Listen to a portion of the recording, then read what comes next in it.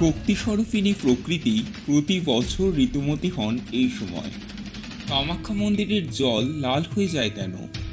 মা কামাখ্যার স্বরূপ যোনি স্বরূপই বা কেন? সব কিছু জানতে পারবেন এই ভিডিওতে, সঙ্গে থাকুন শেষ অবধি। নমস্কার বন্ধুরা, প্রগল্প চ্যানেলে আপনাদের স্বাগত। আমি প্রজেশ।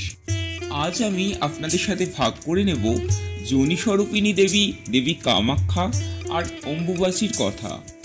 মা কামাখ্যার উৎপত্তি রহস্য আর তার সাথে জুড়ে থাকা নানান পৌরাণিক কথা। পৌরাণিক নানা জানা অজানা গল্প শুনতে হলে একটা লাইক করে সাবস্ক্রাইব করে দিন প্রগল্প চ্যানেল। অম্বুবাচী কি?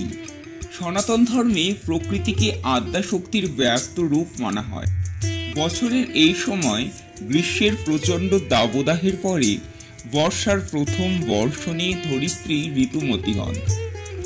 এই সময় ভূমি কর্ষণ বা চাষবাস বন্ধ থাকে।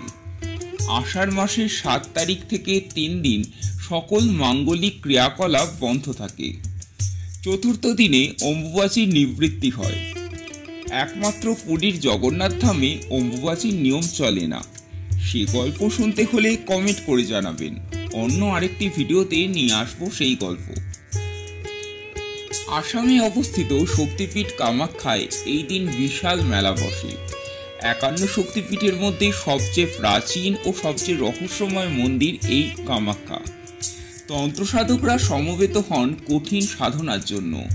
এই সময় মন্দিরের কাছে নদীর জল লাল বর্ণ ধারণ করে। অম্বুবাচীর শেষে মন্দিরের দরজা খুললে দর্শনার্থীদের প্রসাদ হিসেবে দেওয়া হয় রক্তসিঞ্চিত বস্ত্র। এর থেকেই বোঝা যায় সনাতন ধর্মে ঋতুস্রাব অপবিত্র কিছু নয়, প্রাকৃতিক ও স্বাভাবিক সুস্থ মাতৃত্বের প্রতীক। দেবী কামাখ্যা যোনি স্বরূপিণী কেন? আসুন শুনে নেওয়া যাক সেই পৌরাণিক কাহিনী। দক্ষযজ্ঞে সতীর দেহত্যাগের পরে সতীর দেহ কাঁধে নিয়ে তাণ্ডব শুরু করেন মহাদেব। তাকে থামাতে শ্রীবিষ্ণু সুদর্শন চক্র দিয়ে সতীর দেহে 51টি টুকরো করেন। সেই 51টি দেহখণ্ড পৃথিবীর যে যে স্থানে পতিত হয় সেখানে শক্তিপীঠের সৃষ্টি হয়। কামাখ্যায় দেবী সতীর যোনি পতিত হয়। কালিকা পুরাণ অনুসারে দেবী কামাখ্যার সাথে জুড়ে আছে নরকাসুর আর দীপান্বিতা লক্ষ্মী পুজোর গল্প। আসুন শুনে নেওয়া যাক সেই কাহিনী। দুর্ধর্ষ অসুর নরকাসুর মহাদেবের ঘোর তপস্যা করে। মহাদেব তার তপস্যায় তুষ্ট হয়ে বর দিতে চাইলে নরকাসুর একাধিক বর প্রার্থনা করে। 16,000 রমণীকে স্ত্রী হিসেবে চায়।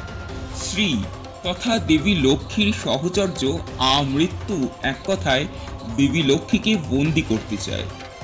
দেব দৈত্য কেউ তাকে বধ করতে পারবে না এমন তার মনোবাঞ্ছা ছিল।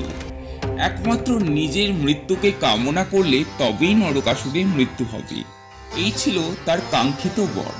মহাদেব তাকে মনোবাঞ্ছিত বর প্রদান করেন। নরকাসুর নিজেকে অজাতশত্রু অমর ভাবতে থাকে। লক্ষ্মীর অনুপস্থিতির কারণে স্বর্গলোকে হাহাকার পড়ে যায়। নরকাসুরকে বধ করতে আদ্যাশক্তি যোনি স্বরূপিণী কামাখ্যা রূপে অবতীর্ণ হন।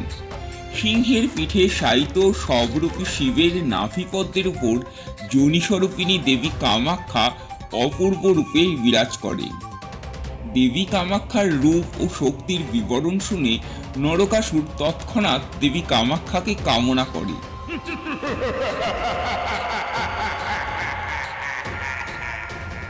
কামাখ্যা দেবী নরকাসুরের আহ্বানে উপস্থিত হন। তিনি যোনি স্বরূপিণী, তাই তিনি দেব দৈত্য অসুর কিছুই নন।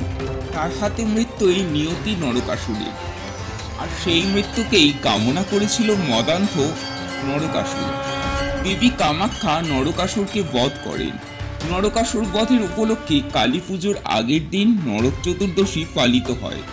পরের দিন লক্ষ্মী দেবীর মুক্তি উদযাপন উপলক্ষে দীপান্বিতা লক্ষ্মী পূজা করা হয়। আমাদের আজকের পরিবেশনাটি আপনাদের কেমন লাগলো কমেন্ট করে জানাতে ভুলবেন না। ভালো লাগলে একটা লাইক করে দেবেন, শেয়ার করে আত্মীয় স্বজন ও বন্ধু বান্ধবদের শোনার সুযোগ করে দেবেন। আর কোন বিষয় জানতে চান কমেন্ট করে জানাবেন। সাবস্ক্রাইব করে পাশে থাকবেন এগিয়ে যেতে সাহায্য করবেন। সাবস্ক্রাইবের পাশে থাকা বেল বাটনটা টিপে দিলে আমাদের সব ভিডিওর আপডেট সবার আগে পৌঁছে যাবে আপনাদের কাছে।